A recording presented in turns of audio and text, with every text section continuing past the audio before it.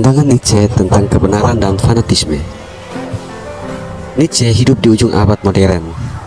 Dia lahir di Rauker, Jerman pada tanggal 15 Oktober 1844 di lingkungan keluarga Kristen yang taat. Nietzsche sudah harus menjadi yatim pada usia 5 tahun. Sejak saat itu, ibu, kakak-kakaknya, nenek, dan tantenya yang memelihara dan mendidiknya. Ia dikenal sebagai filsuf penting Jerman yang banyak mengkritik dan memprovokasi kebudayaan Barat pada masanya. Salah satu pemikiran Nietzsche yang terkenal adalah pemikirannya tentang kebenaran. Filsafat, cara memandang kebenaran menurut Nietzsche lebih dikenal dengan istilah perspektivisme.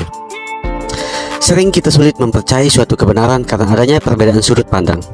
Tingkat kepercayaan memerlukan wawasan luas dan keyakinan yang mantap terhadap suatu kebenaran yang dipegang. Menurut Nietzsche, orang yang hanya mempercayai suatu kebenaran dan menerima kebenaran tersebut lalu menegasikannya yang dianggap batil adalah individu yang lemah.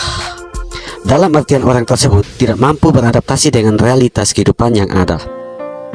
Menerima kebenaran saja tidaklah cukup, karena ini hanya berarti menolak sisi hidup lain yang pada hakikatnya merupakan penyempurnaan kehidupan itu sendiri.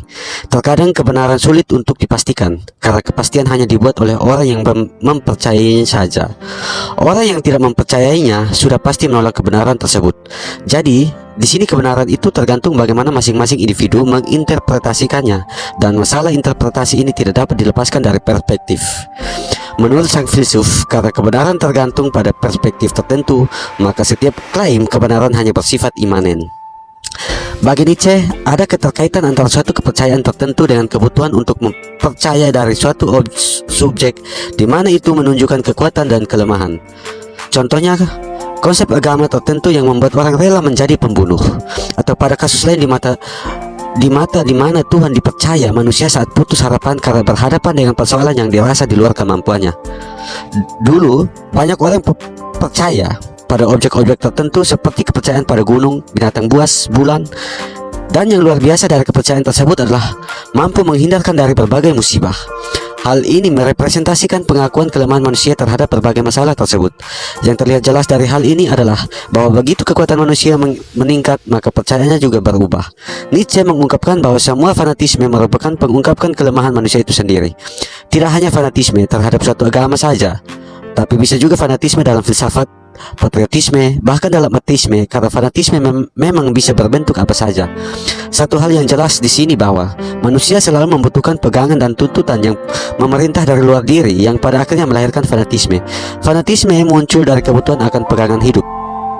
Ini menjaga agar dirinya tetap eksis dan tertata di tengah-tengah kenyataan yang menurut Nietzsche ambigu, plural, dan selalu menjadi tidak pasti. Bahkan dalam sains pun tetap ada fanatisme yang mengklaim kebenaran tunggal. Fanatisme sains yang berstandarkan objektivitas telah mengabaikan subjektivitas dan mengorbankan kepercayaan lainnya. Ambisi sains dalam mencari kebenaran sebenar-benarnya ini dipandang oleh Nietzsche sebagai keinginan mati-matian akan kematian. Hal ini terungkap dari hasil kerja sains yang mematikan tatanan ekologis. Nietzsche sendiri diketahui sebagai tokoh eksistensialis yang ateis. Dia beranggapan bahwa kepercayaan pada Tuhan adalah pengakuan akan kelemahan manusia itu sendiri, apalagi percaya pada hal lain selain Tuhan seperti gunung dan benda lainnya. Baginya, Tuhan yang digambarkan hanyalah suatu bentuk proyeksi kesadaran manusia terhadap cinta atau kekuatan yang terdapat di dalam dirinya sendiri. Pandangan epistemologi tentang kebenaran memang sulit untuk diterima oleh mereka yang beragama atau penganjur ideologi. Di Indonesia sendiri, terkadang kepercayaan dijadikan sebagai bahan untuk menciptakan propaganda demi kepentingan kelompok tertentu, tapi setidaknya paradigma Nietzsche tersebut tetap memiliki manfaat, yaitu untuk melihat sisi terdalam suatu kebenaran yang memang kerap diperjuangkan oleh yang mempercayainya. Terkadang memperjuangkan kebenaran tanpa disadari didasari akan kebutuhan ekonomi, politis, psikologi, dan kebutuhan-kebutuhan lainnya. Cara yang digunakan untuk memperjuangkan kebenaran pun terkadang salah, dan hal ini yang tidak benar.